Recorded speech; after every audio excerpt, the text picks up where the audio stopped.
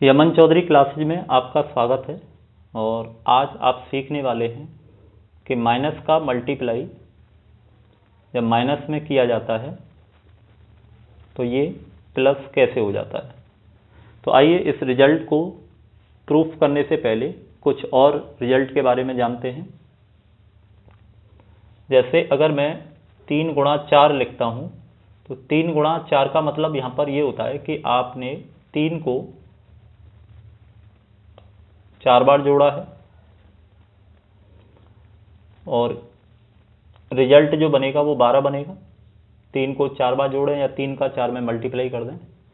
इसके अलावा 3 गुणा 4 को आप ऐसे भी समझ सकते हैं कि आपने 4 को 3 बार जोड़ा है तो रिजल्ट जो आएगा वो 12 आएगा। आप कैसे भी कर सकते हैं। इसके अलावा -3 × 4 अगर करते हैं तो इसका मतलब ये है कि हमने -3 को 4 बार प्लस किया है। तो -3 प्लस -3 प्लस -3 प्लस -3, तो ये जो रिजल्ट बनेगा -3 को अगर हम 4 बार जोड़ते हैं तो ये रिजल्ट -12 बनेगा। इसके अलावा 3 का मल्टीप्लाई हम अगर -4 में करते हैं तो इसका मतलब ये है कि -4 को आपने 3 बार प्लस किया, यानी -4 प्लस यहाँ पर जो बनेगा वो भी -4 बनेगा और अगला जो बनेगा ये भी -4 बनेगा और जो रिजल्ट आएगा वो -12 आएगा। ठीक है, तो यहाँ तक हमारे रिजल्ट आ चुके थे। इसके अलावा एक रिजल्ट और आ चुका था कि -3 में अगर +3 किया जाए तो रिजल्ट 0 आता है, यानी किसी नेगेटिव संख्या में उसी पॉजिटिव संख्या को अगर जोड़ा जाए तो आंसर 0 आता है। इसके अलावा एक रिजल्ट और आ चुका था कि किसी भी संख्या में, चाहे वो पॉजिटिव हो या नेगेटिव हो, किसी भी संख्या में अगर हम 0 का मल्टीप्लाई करते हैं तो आंसर 0 आता है। तो ये सारे रिजल्ट आ चुके थे और इसके बाद इस रिजल्ट को आना था। तो अब देखते हैं कि इन रिजल्ट से ये कैसे प्रूफ किया जाएगा। तो किसी भी संख्या में 0 का मल्टीप्लाई करने पर 0 आएगा। इसका मतलब ये है कि अगर आप 3 का मल्टीप्लाई 0 में करते हैं तो आपका जो आंसर है वो 0 आएगा। और इसके अलावा आप ये भी समझ सकते हैं कि अगर -3 का मल्टीप्लाई 0 में किया जाएगा तो भी रिजल्ट 0 आएगा। तो आइए अब इसे समझते हैं। जैसे यहाँ पर अगर मैं एक संख्या लेता हूँ कि -3 का मल्टीप्लाई 0 में करने पर जो रिजल्ट आएगा वो 0 आएगा।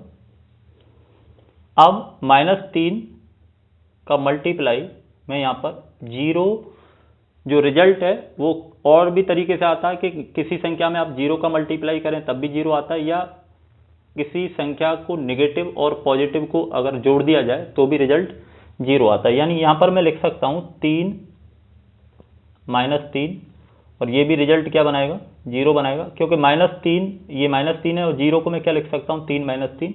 अब अगर मैं -3 का मल्टीप्लाई पहले 3 में करता हूँ तो ये रिजल्ट बनता है -3 और इसका मल्टीप्लाई हो जाएगा 3 में, आगे प्लस। अब -3 का मल्टीप्लाई -3 में करना है और रिजल्ट जो आना है वो क्या आना है, 0 आना है। तो ये आप रिजल्ट सीख चुके थे कि नेगेटिव और पॉजिटिव अगर संख्या का मल्टीप्लाई किया जाए, नेगेटिव और पॉजिटिव का, तो जो रिजल्ट आता है वो नेगेटिव आता है। यानी यहाँ पर जो रिजल्ट आएगा वो -9 आएगा, प्लस, और यहाँ पर जो रिजल्ट है वो 0 आ रहा है। तो इसका मतलब ये है कि किसी भी नेगेटिव संख्या में अगर उसी पॉजिटिव संख्या को जोड़ दिया जाए तो हमारा जो आंसर है वो 0 आता है। यही हमने पहले रिजल्ट निकाला था। तो यानी -9 में अगर मैं 9 को प्लस करता हूँ तो आंसर क्या हो जाएगा, 0। और यहीं से ये प्रूफ होता है कि -3 × -3 की जो वैल्यू है वो +9 बनेगी, यानी कि नेगेटिव और नेगेटिव का मल्टीप्लाई करने पर जो रिजल्ट आता है पॉजिटिव आता है। तो आप यहाँ से इसे प्रूफ कर चुके हैं। और इसी तरीके से ये रिजल्ट हमें मिला था कि नेगेटिव का मल्टीप्लाई नेगेटिव में करने पर पॉजिटिव कैसे आता है।